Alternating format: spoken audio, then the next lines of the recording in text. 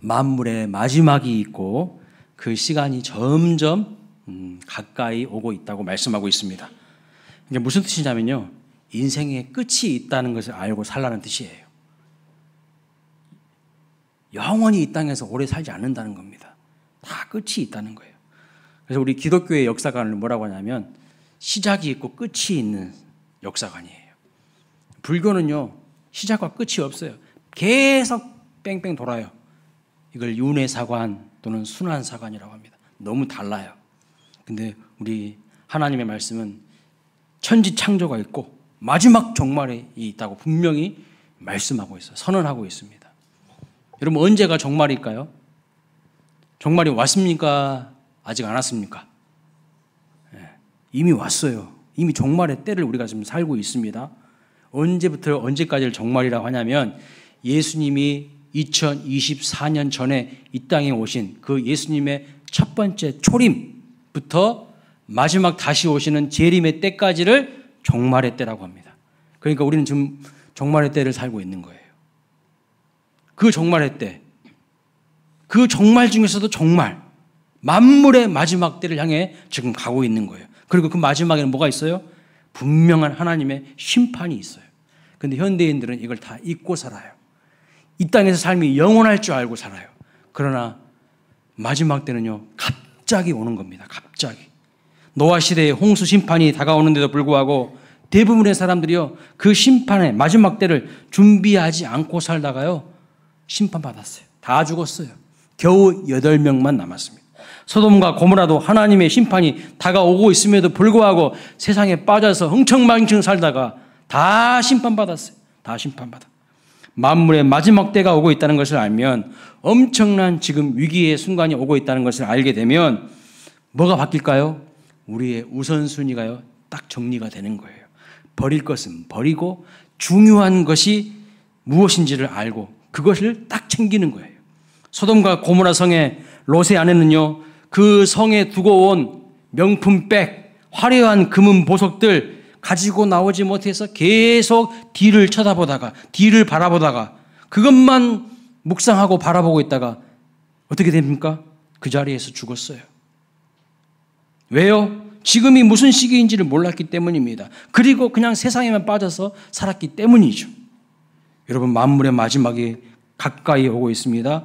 그것을 진정 깨닫는 사람이라면, 내 인생도 언제인지 모르지만 하나님의 앞에 갈 날이 분명히 있고 그 위에 심판이 있다는 것을 믿는 사람이라면 방만한 삶을요, 정리해야 됩니다. 우리 그리스도인의 삶은요, 복잡한 삶이 아니에요. 심플 라이프예요. 하나님 중심으로 우선순위가 탁 세워진 심플 라이프를 우리가 살아가야 하는 것이죠.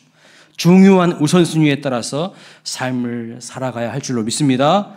우리 하나님의 사람들이 마지막 때에 그러면 해야 될 중요한 일들이 무엇일까요?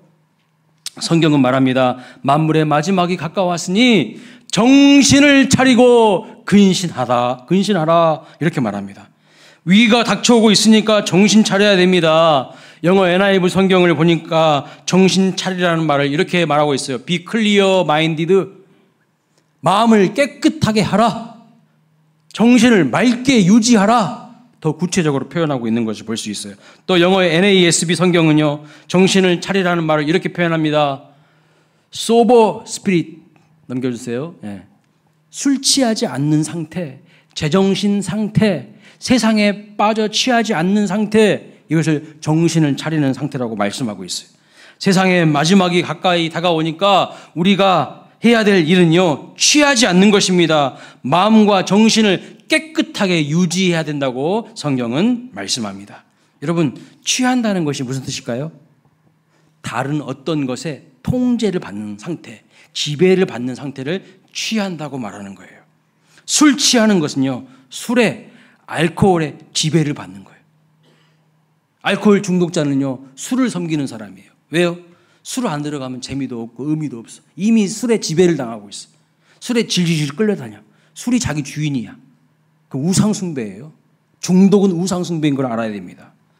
그것에 지배를 받고 통제를 받는 거예요. 사랑하는 여러분, 술 취하지 말고 세상에도 취하지 않으시기를 바랍니다.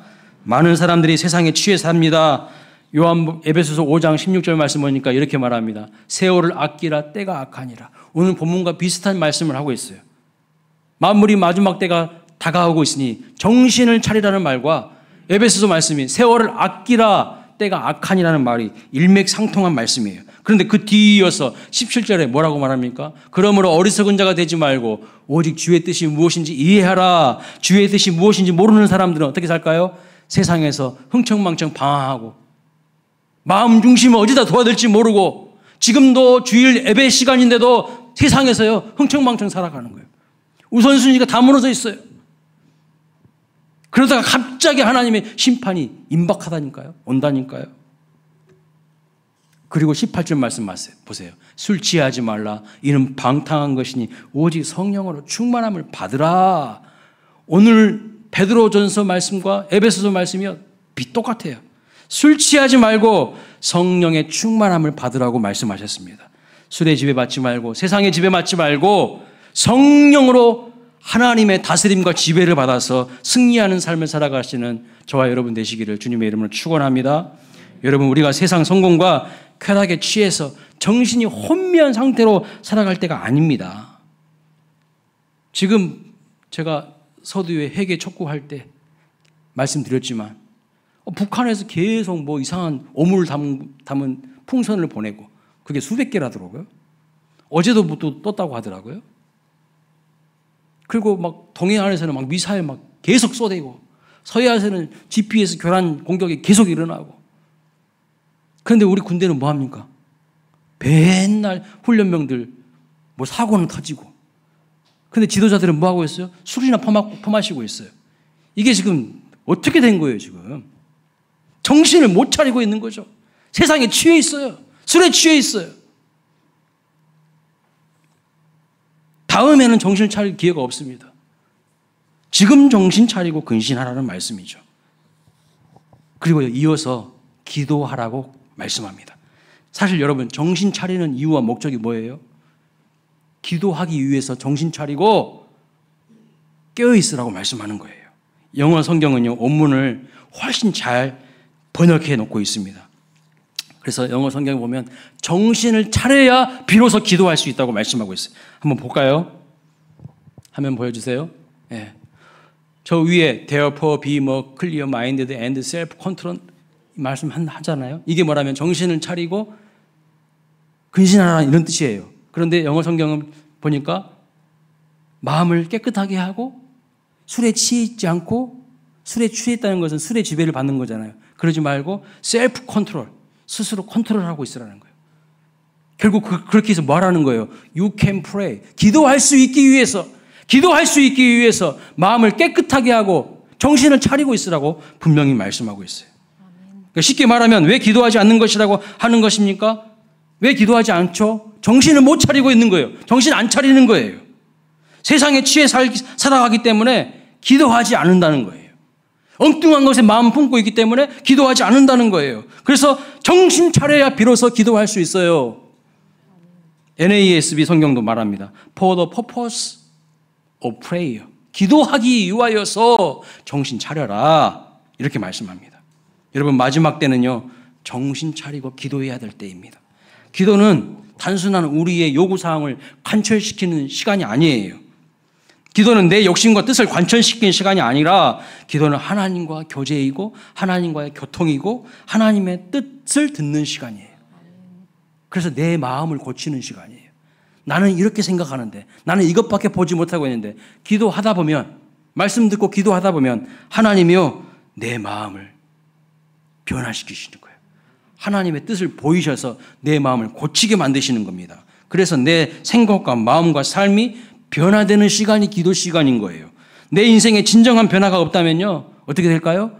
마지막 때에 심판받게 됩니다. 하나님은 아무나 구원하신다고 하지 않으셨어요. 어중이 떠중이 아무나 구원하신다고 하지 않았어요. 교회 안에도 알곡과 쭉정이가 있대. 그런데 그냥 가만히 내버려 두신대요. 근데 마지막 때는 반드시 구분하여서 쭉정이는 반드시 불의 심판을 하나님 하신다고 말씀하고 있어요. 정신 똑바로 차려야 됩니다. 엄청 무서운 말씀이에요. 8절은요, 뭐라고 말합니까? 마지막 때에 우리가 서로 사랑하라고 말씀합니다. 그러니까 첫 번째 오늘 주신 메시지는 뭡니까? 정신을 차리고 깨어 기도하라. 이게 첫 번째 메시지고, 두 번째 메시지는 뜨겁게 너희가 서로 사랑하라. 이게 두 번째 메시지입니다. 마지막 때에 긴급하게 해야 할 일이 무엇이냐면, 중요하게 해야 될 일이 무엇이냐면 뜨겁게 서로 사랑하는 일이라고 합니다. 왜 이게 마지막 때에 긴급하고 중요한 일일까요? 세상이 망하게 되면 심판받게 되고 이제 영원히 우리 주님과 함께 살게 됩니다. 그리고 지금 여러분의 옆에 있는 분들과도 함께 영원히 살게 됩니다. 한번 옆에 있는 분들 한번 봐보세요. 영원히 같이 살아도 되겠습니까? 좀 심각해지지 않았습니까? 아, 이 인간들과 내가 영원히 평생 같이 살아야 된다고? 아, 그러고 싶진 않은 것 같은데. 여러분, 서로 용서하지 못하고 서로 사랑하지 못하는 관계가 있다면요, 빨리 회개하고 다시 그 관계를 회복하라는 말씀이에요. 제가 설교 시간에 몇 번 이야기한 적이 있는데, 어떤 며느리는 시어머니랑 같이 살았는데 그 어머니, 시어머니 잘 못 모신 것 같아가지고 그게 마음에 한이 남아가지고, 예, 어머니 돌아가셨는데도 계속 그곳에 짓눌려 있어요. 그 관계를 풀어야 된다는 거예요. 빨리 풀어야 돼. 근데 사랑하지 못한 거예요. 여러분, 시어머니의 시자만 들어도 치가 떨리시는 분들이 있습니까? 회개하세요. 회개하셔야 돼. 좋은 사랑의 관계를 유지하시기 바랍니다. 근데 여러분, 그것이 우리의 힘으로 됩니까? 우리의 힘으로 안 되는 거예요. 그래서 기도하라고 말씀하는 거예요. 하나님의 은혜로 되는 거예요. 하나님의 능력으로 되는 거예요. 우리에게는 그런 힘이 없잖아요. 서로 사랑하는 관계가 되시기를 축복합니다. 허다한 죄를 덮는다는 것은요, 죄를 그냥 방조한다는 뜻이 아니에요. 뜨겁게 사랑하라. 그것이 바로 허다한 죄를 덮는 것이라고 말씀하잖아요. 은혜와 사랑의 무게로 죄를 누를 수 있을 만큼 그렇게 사랑하라는 거예요. 은혜로 사랑으로 덮으라는 뜻은 죄를 그냥 넘어가라는 뜻이 아니라 하나님께 받은 은혜와 사랑으로 죄를 꼼짝 못하게 잡아놓는 것을 의미합니다. 이 죄라는 놈이 막 활동해서 나를 지배하지 못하도록, 나를 엉뚱한 방향으로 끌고 가지 못하도록 하나님의 은혜와 사랑으로 확실하게 누르라는 거예요. 덮으라는 거예요. 우리의 삶에 은혜와 사랑이 죄를 압도할 수 있어야 되는데, 은혜와 사랑이 엄청나게 커야 죄를 압도할 수가 있어요. 근데 은혜와 사랑은 요만큼밖에 안 돼. 어떻게 그러면 죄를 압도할 수 있겠습니까? 여러분, 인간에게는 이러한 은혜와 사랑이 없어요. 우리에게는 이런 은혜와 사랑을 할 수 있는 능력이 없습니다. 그러니 능력을 주시는 하나님께 기도해야 한다는 겁니다. 8절, 9절, 10절에 보면 빠지지 않고 반복해서 등장하는 단어가 있습니다. 눈에 보이십니까? 어떤 거죠? 서로라는 단어입니다. 서로. 서로 사랑하라, 서로 대접하라, 서로 봉사하라. 그래서 우리는 의지적으로 서로 사랑하기 위해서, 서로 대접하기 위해서, 서로 봉사하기 위해서 내 능력의 한계를 정직하게 인정하고요, 하나님께 엎드려 기도해야 한다는 거예요. 그런데 서로 봉사하고 사랑하고 대접하기는커녕 계속 어떻게 합니까? 대립하고 갈등하고 분열하고 싸우고, 이런 공동체가 너무 많아요. 가정에서도 서로서로 남편과 아내가 못 잡아먹어서 안달이에요. 서로서로 갈등하고 분열해요. 이혼하는 커플들이 얼마나 많습니까? 여기저기 모든 공동체가 다 분열이에요. 아픔이에요. 왜 그럴까요? 기도하지 않고 자기 생각대로 판단하고 자기 생각대로 행동하기 때문에 자기 속에 그 못된 인간의 죄악된 본성들이요, 그 사람을 지배하고 있어요. 그걸 그대로 노출하고 드러냅니다. 자기 감정 하나 컨트롤하지 못해서 상대방에게 막 상처를 주고 있지 않습니까? 인간의 무능한 노예의 의지를 그대로 드러냅니다. 기도를 통해서 성령의 권능으로 통제되지 않고 성령의 권능을 받지 않으면요, 서로 사랑할 수가 없어요. 서로 대접할 수 없습니다. 서로 봉사할 수가 없어요. 설령 한다고 한들 그거 자기 의에서 비롯된 것이지 하나님의 은혜로 한 것이 아니기 때문에 이런 사람들은 필연 공로주의에 빠지게 됩니다. 그리고 원망이 가득하고 남을 정죄하게 되는 겁니다.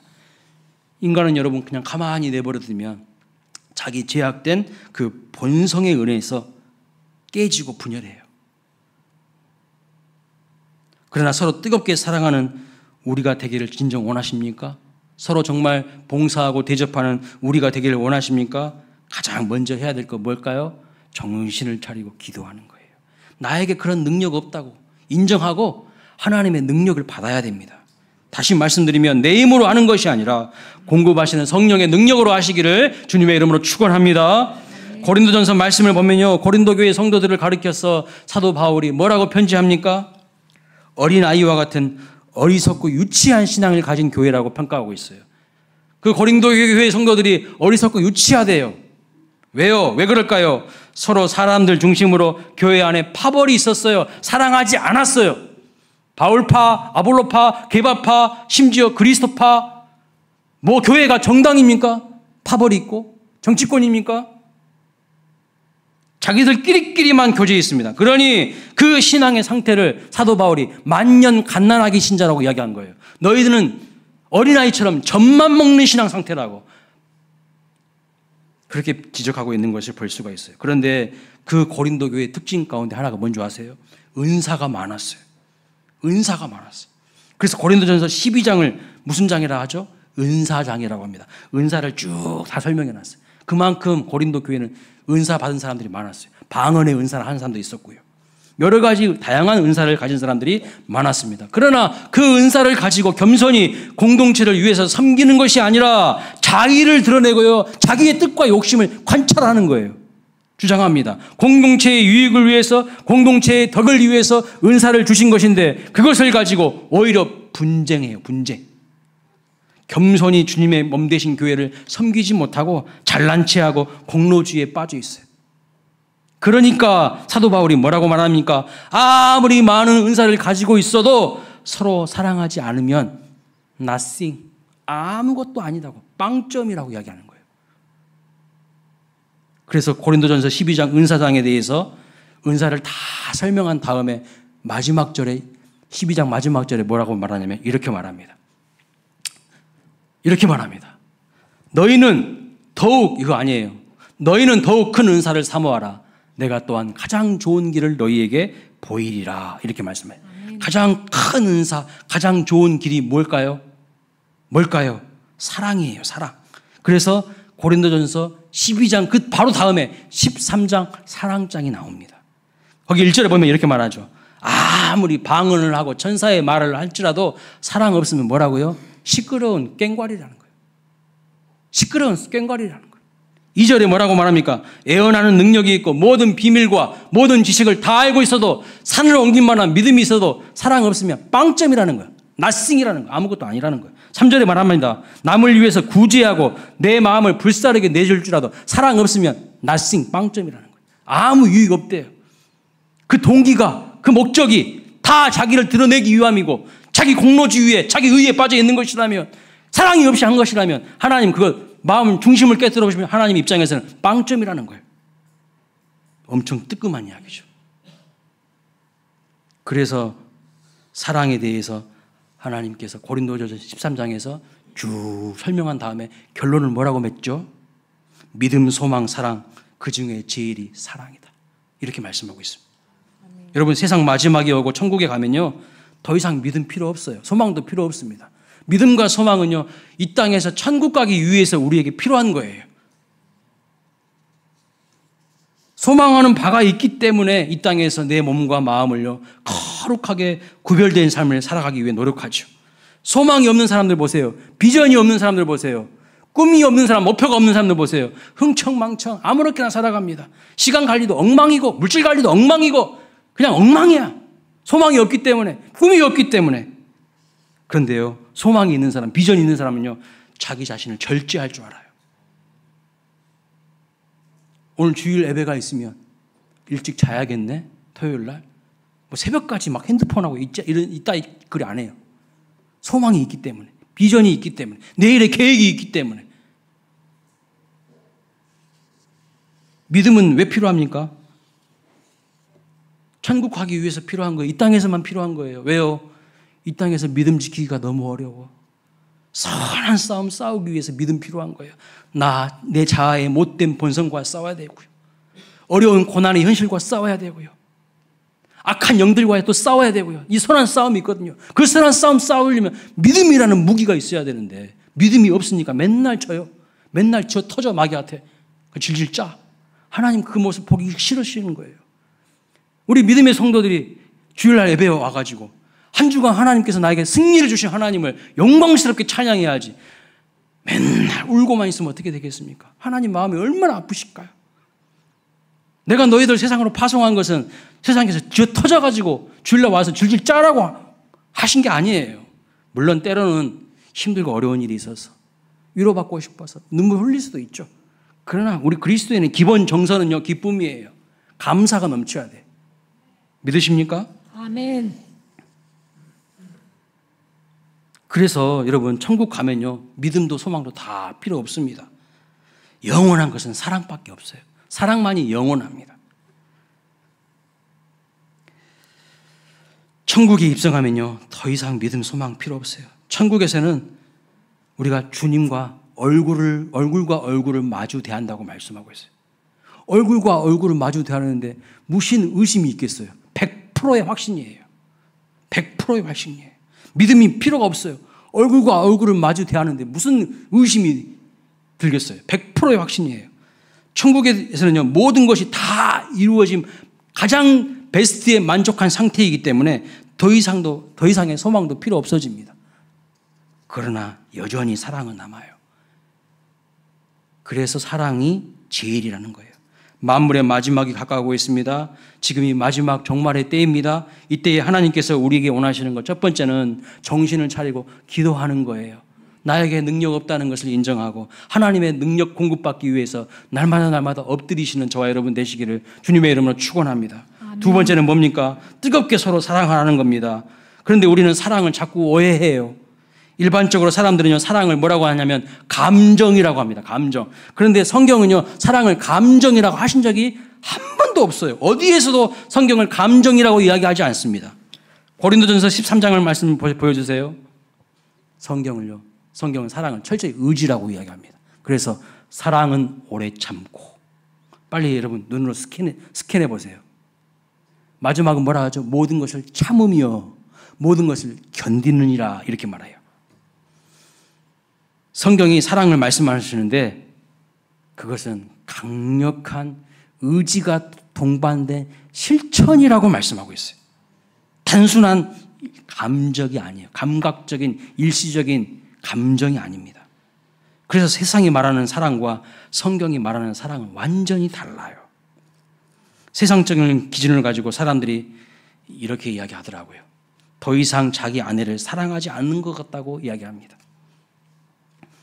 왜 그러냐고 물어봤더니 가슴이 더 이상 떨리지 않는다고 이야기합니다.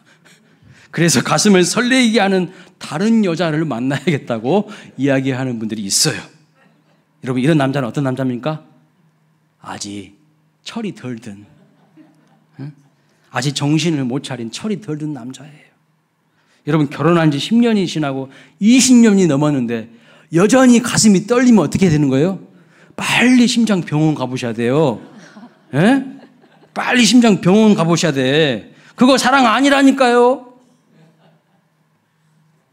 그 일시적이고 감각적인 감정이 사랑이 아니에요. 근데 인간을 생물학적으로만 이해하는 사람들은요, 사랑이라는 감정을 뭐라고 하는지 아세요? 호르몬 작용이라고 합니다. 호르몬 작용. 그래서 젊었을 때, 청년의 때에는요, 이 도파민이라는 호르몬이 많이 과다 분비된다고 합니다. 그런데 나이가 들면 어떻게 될까요? 도파민 분비가 현저히 줄어들어요. 그러면 사랑의 그 감정이 식어지는 거죠. 그런데 그런 사랑을 성경은 사랑이라고 하지 않는다는 거예요. 착각하지 마세요. 엉뚱한 사람들한테 눈 돌아가지 마시기 바랍니다. 자기 하나님께서 맺어주신 배우자에게 충실하시길 축복합니다. 아멘. 성경은요, 참는 게 사랑이래요. 모든 것을 견디는 게 사랑이래요. 고린도전서 13장에서 말하는 사랑을 가만히 이렇게 묵상해 보면요, 한 분이 탁 떠올라요. 여러분, 누가 탁 떠오릅니까? 예수님 탁 떠오르잖아요. 예수님 닮으라는 뜻이에요. 여기 사랑이라는 단어 대신에 예수님을 한번 대입해 보십시오. 예수님이 오래 참으시잖아요. 예수님이 시기하지 않죠. 자랑하지도 않고 교만하지도 않고 무례히 행하지도 않고 자기의 이익을 구하지도 않으시죠. 근데 여러분 여기에 자기 이름을 한번 넣어보세요. 민망하죠. 전혀 나하고 안 어울려. 회개하셔야 되는 거예요. 그러니까 사랑하라는 것은 마지막 때에 누구 닮으라는 거예요? 예수님 닮으라는 거예요. 예수님 닮으라는 거예요. 근데 저 내용을 딱 보면은요, 영락없이 바보인데, 영락없이 바보잖아요. 계속 참고 있는 사람 보세요. 바보 같지 않으십니까? 세상의 기준으로 보면은요, 바보예요. 맞아요. 거룩한 바보 되라는 거예요. 예수님이 거룩한 바보거든. 우리를 위하여서 아무 대가 없이 피 흘려 주시잖아요. 그리고 마지막 때 사랑함으로, 서로 사랑함으로 누구를 드러내라는 뜻일까요? 예수님 드러내라는 거예요. 근데 교회가 서로 사랑 안 해. 서로 파벌이 나눠지고 막 싸우고 시기 질투하고 원망하고. 그러니까요, 세상 사람들이 매력을 하나도 느끼지 못해서 교회 안 오는 거예요. 여기가 따뜻하고 여기가 좋으면요, 여기 밀려오겠죠. 자기들도 그런 사랑 받고 싶고 그런 사랑 나누고 싶어서. 고린도전서 13장 4절과 7절에 보면 사랑은 오래 참고 모든 것을 또 견디는 것이라고 말합니다. 두 번이나 사랑은 참는 것이라고 4절과 7절에서 말하고 있는데, 언어를 보니까요 이렇게 쓰고 있어요. 헬라어로 스테고, 무슨 뜻이냐면 덮어주다 이런 뜻입니다. 오늘 본문에서도 베드로 사도도 말하죠. 4장 8절에 사랑은 허다한 죄를 뭐 한다고요? 덮느니라. 사랑의 시작과 끝이 허물을 덮어주는 것이고 참는 것이래요. 왜 가정에 다툼이 있을까요? 왜 교회에 다툼이 있습니까? 사랑으로 덮어주지 않기 때문이에요. 말은 사랑한다고 하지만 맨날 문제만 지적하고 원망만 많이 해. 서로 뜨겁게 사랑하심으로 서로의 허물을 덮어주시기를 주님의 이름으로 축원합니다. 우리 교회는요, 은혜가 더 커야 돼요. 은혜와 사랑으로, 그 엄청난 은혜와 사랑으로 죄를 덮고 허물을 압도할 수 있는 교회가 될 수 있기를 주님의 이름으로 축원합니다. 아멘. 마지막으로 마지막 때 해야 될 일이 무엇이라고 말씀합니까? 9절부터 11절 다시 한번 읽어보겠습니다. 시작. 서로 대접하기를 원망 없이 하고 각각 은사를 받은 대로 하나님의 여러 가지 은혜를 맡은 선한 청지기 같이 서로 봉사하라. 만일 누가 말하려면 하나님이 말씀하시는 것 같이 하고 누가 봉사하려면 하나님이 공급하시는 힘으로 하는 것 같이 하라. 아멘. 마지막 시대에 하나님께서 우리에게 원하시는 것을 분명하게 말씀하고 있어요. 그것은 뭐냐면 바로 선한 청지기 같이 서로 봉사라는 거예요. 선한 청지기. 여러분, 선한 청지기는 무엇이죠? 주인 아닙니다. 착각하지 마세요. 오늘날 교회에서 주인 노릇 하려고 하는 사람도 많아요. 목사님들이 교회에서 주인 노릇을 하려고 하고 오래된 장로님들, 권사님들이 교회에서 주인 노릇을 하려고 하니까 교회가 병든 거예요. 우리는 청지기예요. 청지기는 뭐냐? 주인이 맡기신 것 잘 관리하고 사용하는 사람이에요. 주인의 것을 맡은 자이고 맡긴 자이고 맡은 자가 청지기입니다. 믿으십니까? 주인 아니에요. 그런데 마태복음 25장에 나오는 달란트 비유를 보면요, 5달란트 받은 사람과 2달란트 받은 사람, 주인에게 뭘 받죠? 칭찬을 받아요.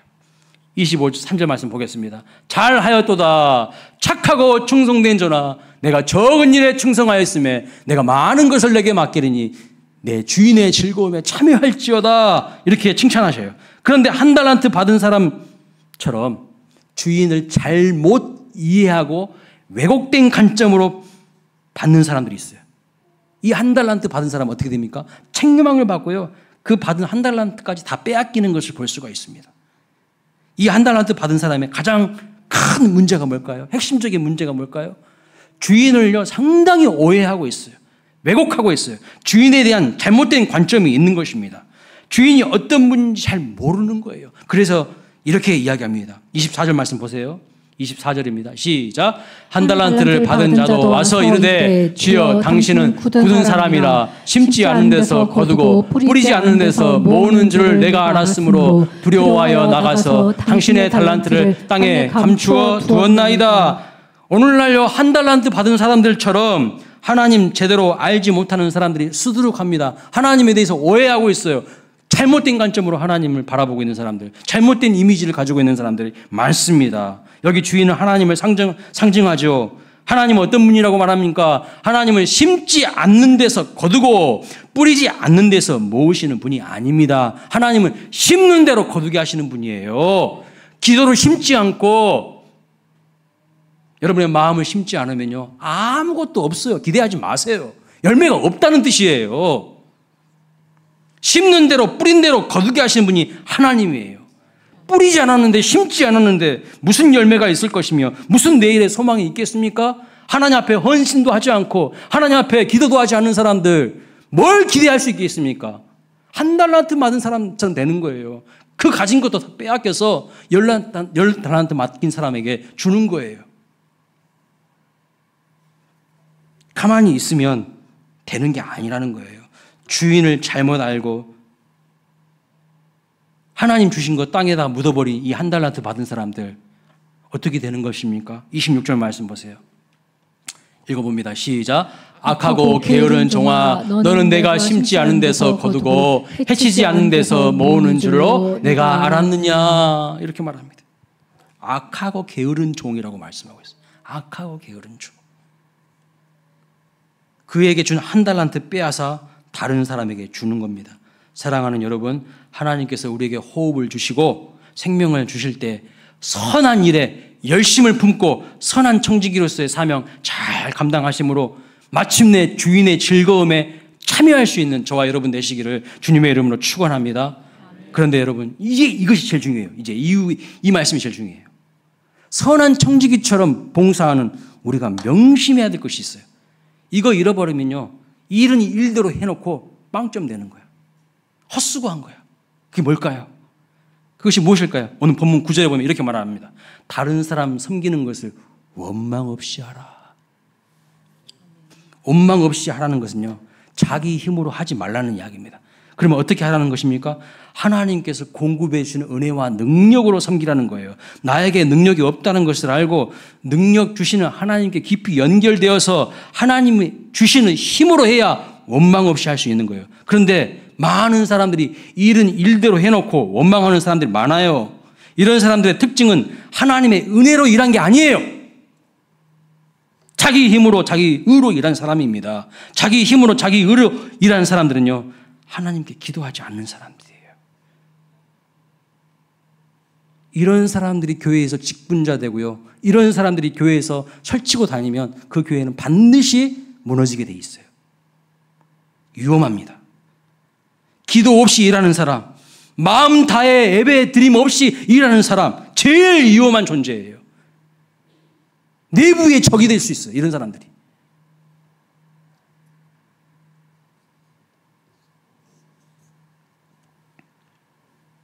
기도함으로 하나님 주신 은혜로 뜨겁게 사랑하고 열정을 다해서 섬기고 봉사라는 것입니다. 그런데 기도하지 않고 일만 계속 하다 보면 반드시요 번아웃되고 탈진합니다. 그리고 스스로 걸려 넘어지게 되는데, 스스로 실족하게 되는데 사람들이 알아주지 않는다고 입이 남산만큼 나와 있어요. 원망합니다. 마음에 시기질투가 가득하고요, 남을 정죄해요. 이게 하나님이 원하시는 마음일까요? 일은 일대로 다 해놓고 말로 다 실수해버려요. 이런 안타까운 사람들이 얼마나 많습니까? 하나님께 영광을 돌리는 것이 아니라 자기가 그 영광을 취하려고 하다가 시험에 들고 타락하고 변질된 사람들이 많아요. 섬기고 대접하고 봉사해 놓고 원망하는 마음이 가득하다면 헌일한 건 아닙니까? 헌일한 거죠. 나는 이렇게 생겼는데 다른 사람들이 나를 알아주지 않는다고, 나를 대접해 주지 않는다고 원망하지 말라는 겁니다. 하나님께 그동안 봉사하고 섬겼던 것이 원망함으로 더럽혀지지 않도록 조심해야 돼요.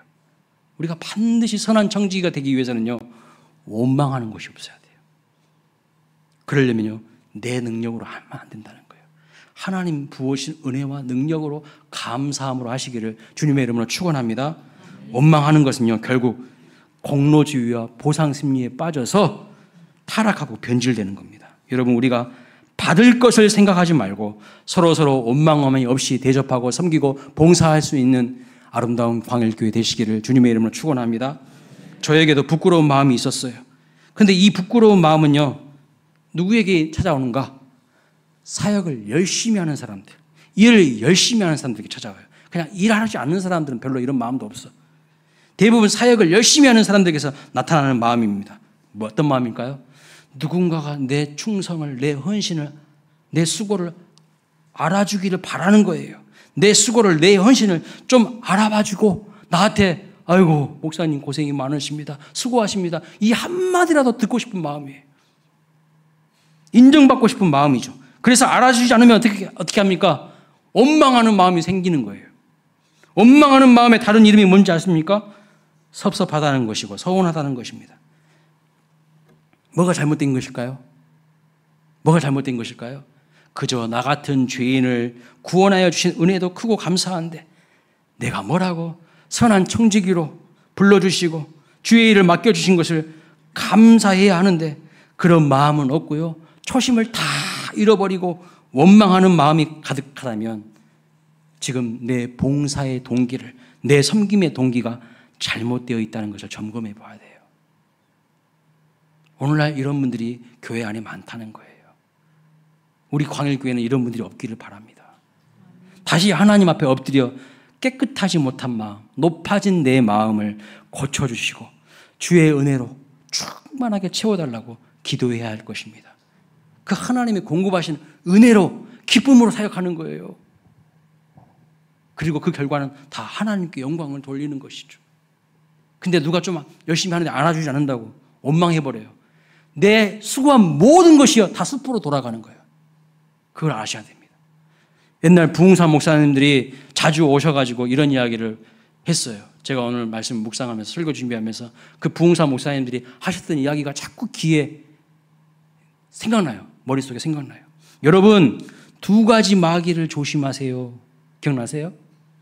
우리 광일교회 성도님들은 부흥회 같은 거 안 다니셔 보셨나? 첫째는요, 섭섭 마귀래요. 또 다른 마귀는 삐딱 마귀래요.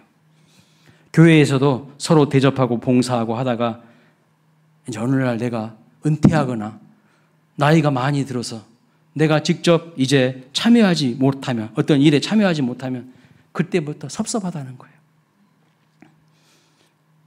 섭섭 마귀가 들기 시작하면 심각해집니다. 삐딱 마귀는 뭔지 아세요? 삐딱 마귀. 내가 열심히 주의 일을 한다고 하는데 누가 알아주지 않으면 그때부터 마음이 삐딱해지기 시작하는 거예요. 그래서 삐딱 마귀의 다른 이름이 뭡니까? 교만입니다. 교만. 여러분 마음에는, 우리 마음에는 내가 주의 일을 할 수 있다는 것에 대한 감사가 큽니까? 아니면 원망이 크십니까? 하나님의 은혜와 사랑이 압도적으로 크기를 원합니다. 원망을 다 덮어야 되는 거예요. 죄를 다 덮어야 된다는 거예요. 그러려면요, 하나님 앞에 무릎 꿇어야 돼요. 기도해야 돼요. 그렇지 않으면요, 인간은 다 똑같아요. 다 누구나 원망하는 마음이 올라와요. 일은 일대로 해놓고 원망하는 마음이 올라옵니다. 그건 선한 청지기가 아니라는 거예요. 원망이 크다면 내가 누구인지를 다시 점검해 보셔야 돼요. 내가 누구인지, 내가 어떤 사람인지를 다시 점검하셔야 됩니다. 나 같은 죄인을 살리시고 구원하여 주신 그 은혜를 다시 새롭게 깨달을 뿐만 아니라 이러한 죄인에게도 귀한 직분까지 주신 하나님의 은혜와 십자가 사랑을요, 다시 재확인해야 돼요. 그런데 직분자들이 이런 하나님의 은혜와 사랑은 던져버리고 엉뚱한 것에 빠져 있어요. 그러니까 원망불평하죠. 자기 의를 드러내죠. 싸우죠. 그런 것이 없이 일하면 교만하고 악한 한 달란트 받은 사람밖에 되지 않습니다. 오늘 말씀처럼 우리가 영광을 받는 것이 아니라 오직 하나님께 영광을 올려드리는 우리의 삶과 사역이 되시기를 주님의 이름으로 축원합니다. 하나님께 영광을 돌려야 돼요. 서로 봉사하고 서로 대접하고 서로 사랑하되 서로 영광을 올려버리면 안 돼요. 영광은요, 하나님께 올려야 돼요. 하나님께. 이걸 잘 깨달으셔야 돼요. 그래서 저는요, 예전에도 말씀드렸듯이 은퇴사를 이미 준비해놨어요. 제가 예전에도 한번 말씀드렸잖아요. 저는 은퇴할 때 이 이야기하고 딱 그냥 물러나려고 생각하고 있습니다. 하나님께서 저에게 알려주셨어요. 누가복음 17장 10절이에요. 읽어보겠습니다. 시작. 명령한 것을 다 행한 후에 이르기를 우리는 무익한 종이라 우리가 하여야 할 것을 한 것뿐이라 할지니라. 무익한 종이에요.